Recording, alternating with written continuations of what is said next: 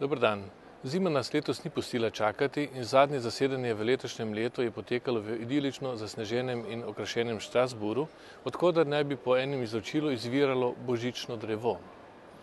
Sicer pa mnogi menijo, da se jih dogajanje na evropski ravni ne tiče, da je evropska politika daleč, a vtis je napačen. Saj na evropski ravni sprejeta zakonodaja še kako vpliva na naše vsakdanje življenje. No, poslej bo tudi obratno. Evropski državljani so s tako imenovano državljansko pobudo dobili močno orodje za soodločanje na evropski ravni. Z novo sprejeto uredbo je podrobneje urejen postopek, po katerem lahko milijon državljanov iz vsaj 7 članic Evropske unije da pobudo za sprejem nove zakonodaje. Prve pobude lahko pričakujemo že konec leta 2011 in zanimivo bo videti, katero problematiko bodo državljani najprej izpostavili. Vesel sem, da nam je na zasedanju uspelo iz ognja izbrizati vroč kostanj z imenom Proračun Evropske unije za leto 2011.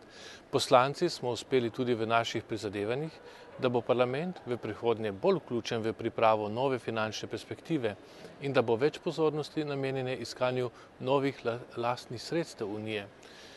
Kot pomemben dosežek izpostavljam še uveljavitev tako imenovanega testa evropske dodane vrednosti, ki pomeni, da bo komisija pri novih zakonodajnih predlogih morala oceniti, kakšno novo vrednost prinaša evropski evro. Prav o njem ter o mehanizmih za njegovo zaščito se prav sedaj pogovarjajo tudi voditelji držav članic na Evropskem svetu v Bruslju. Še nekaj finančnih odločitev je bilo sprejetih. Ena ima neposredni učinek za Slovenijo. Poslanci smo namreč potrdili pomoč 2554 odpuščenim delavcem podjetja Mura v višini 2.249.000 evrov iz Evropskega sklada za prilagoditev globalizaciji. Upam, da bo denar prišel na ustrezen način in dovolj hitro tistim, ki jim je bil namenjen.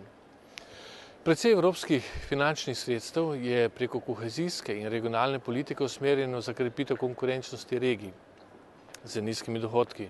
Poslanci smo pozvali Evropsko komisijo, da še bolj decentralizira postopke porabe teh sredstev in še bolj neposredno vključi lokalne ravni odločanja. Veliko pozornosti je bila deležna razprava o zaščiti človekovih pravic in svoboščin na evropski ravni. Po sprejetju Lizbonske pogodbe so se možnosti za zaščito pravic še izboljšale. Poročilo predlaga tudi novega pristojnega komisarja, agencijo in druge mehanizme za zaščito temeljnih pravic. V razpravi sem omenil, da je prav, da se fond pravic in svoboščin vedno bolj širi, vendar sem tudi opozoril, da bi države članice, pa tudi evropske inštitucije, morale večjo vlogo nameniti tudi popravi krivic, ki so bile storjene v preteklosti, Na plenarnem delu zasedanja je Evropski parlament podelil nagrado Saharova za svobodo misli kubanskemu oporečniku Guillermu Farinasu. Žal se nagrajenec podelitve ni mogel udeležiti, ker ni dobil dovoljenja za potovanje.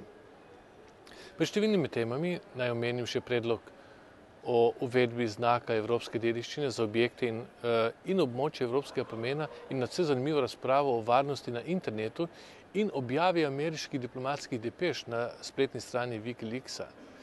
Poslanci smo predsednika Evropske komisije Joseja Manuela Barrosa v zvezi s slednjim vprašali, kako in kaj namerava ukrepati, kako sodi to dejstvo, ta dogodek. Spretno se izogne odgovorom, češ da ni sodišče, da bi dajal take dokončne sodbe.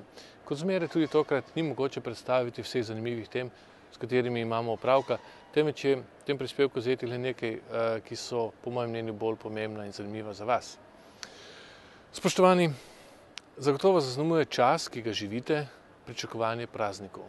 Zato mi dovolite, da se vam še enkrat iskreno zahvalim za spremljanje našega in mojega dela.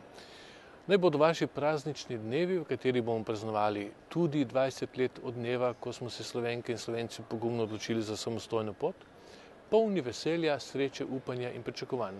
Vam in tudi vašim najdražjim želim blagoslovljene in doživete božične praznike ter srečno novo leto 2011.